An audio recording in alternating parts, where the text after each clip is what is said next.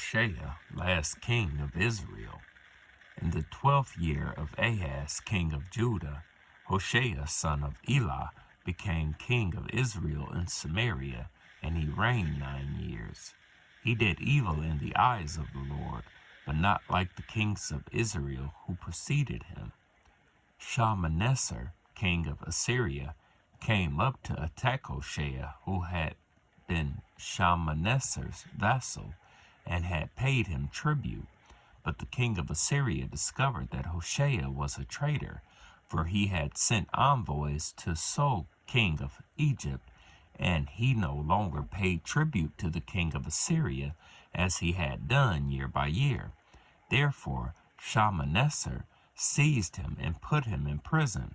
The king of Assyria invaded the entire land, marched against Samaria, and laid siege to it for 3 years.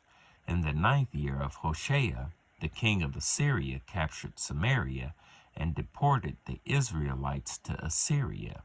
He settled them in Halah and Gozan on the Habor River and in the towns of the Medes. Israel exiled because of sin. All this took place because the Israelites had sinned against the Lord their God, who had brought them up out of Egypt from under the power of Pharaoh, king of Egypt.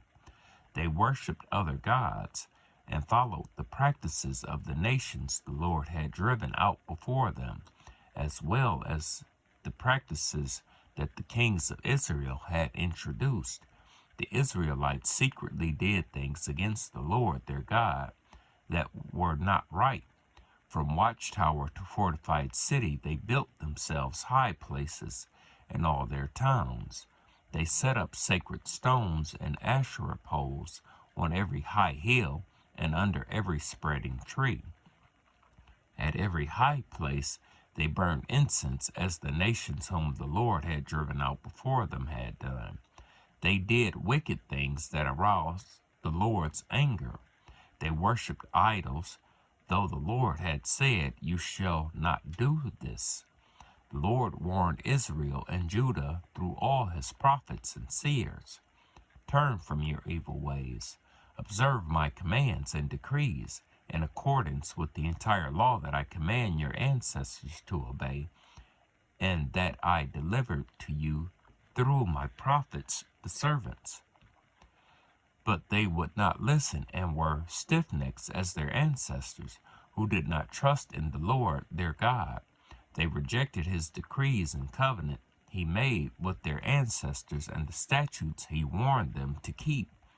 They followed worthless idols and themselves became worthless. They imitated the nations around them, although the Lord had ordered them, "Do not do as they do." They forsook all the commands of the Lord their God and made for themselves 2 idols cast in the shape of calves and an Asherah pole. They bowed down to all the starry host, and they worshipped Baal. They sacrificed their sons and daughters in the fire. They practiced divination and saw omens, and sold themselves to do evil in the eyes of the Lord, arousing his anger. So the Lord was very angry with Israel and removed them from his presence. Only the tribe of Judah was left, and even Judah did not keep the commands of the Lord their God. They followed the practices Israel had introduced. Therefore the Lord rejected all the people of Israel.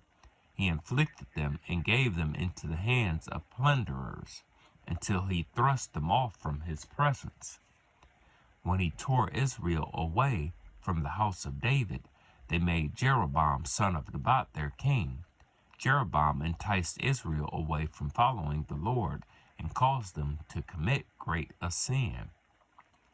The Israelites persisted in all the sins of Jeroboam and did not turn away from them until the Lord removed them from his presence, as he had warned through all his servants the prophets. So the people of Israel were taken from their homeland into exile in Assyria, and they are still there. Samaria resettled. The king of Assyria brought people from Babylon, Kuhath, Ava, Hamath and Sepharvaim, and settled them in the towns of Samaria to replace the Israelites. They took over Samaria and lived in its towns. When they first lived there, they did not worship the Lord, so he sent lions among them, and they killed some of the people. It was reported to the king of Assyria, "The people you deported and resettled in the towns of Samaria do not know what the God of that country requires. He has sent lions among them, which are killing them off, because the people do not know what he requires." Then the king of Assyria gave this order: "Have one of the priests you took captive from Samaria go back to live there and teach the people what the God of the land requires." So one of the priests who had been exiled from Samaria came to live in Bethel and taught them how to worship the Lord. Nevertheless, each national group made its own gods in the several towns where they settled, and set them up in the shrines the people of Samaria had made at the high places. The people from Babylon made Succoth-Benoth, those from Cuthath made Nergal, and those from Hamath made Ashima. The Avites made Nebhaz, Tartak, and the Shephervites burned their children in the fire as sacrifices to Adramelech and Anamelech, the gods of Sepharvaim. They worshipped the Lord, but they also appointed all sorts of their own people to officiate for them as priests in the shrines at the high places. They worshipped the Lord, but they also served their own gods in accordance with the customs of the nations from which they had been brought. To this day they persist in their former practices.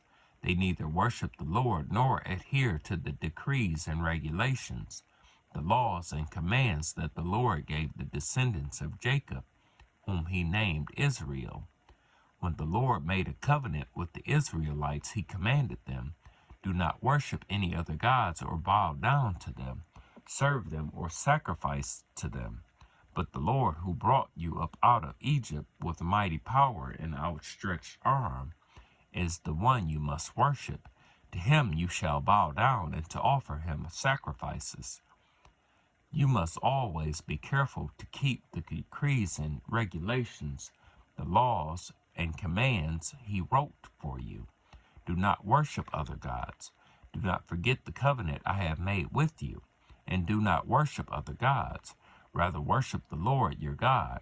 It is he who will deliver you from the hand of all your enemies. They would not listen, however, but persisted in their former practices. Even while these people were worshiping the Lord, they were serving their idols. To this day, their children and grandchildren continue to do as their ancestors did.